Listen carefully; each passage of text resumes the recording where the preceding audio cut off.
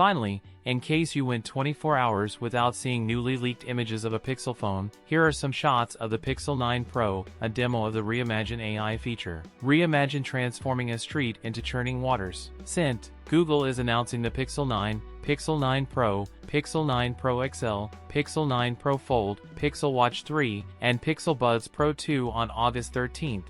Pixel 9 Pro XL coming in 4 colors: obsidian, porcelain, rose, and hazel. Google Pixel 9 Pro and Pixel 9 Pro XL prices for the US leak. The Pixel 9 Pro will start at $999.99 with a T-Mobile plan. On the other hand, the Pixel 9 Pro XL will go for $1,199 with 256 gigabytes of storage, and we have a ton of newly leaked promo videos. Google has hinted that the Pixel 9 series will be heavily integrated with Gemini AI features. The Pixel 9 Pro XL has a 6.73-inch screen, 120Hz OLED display.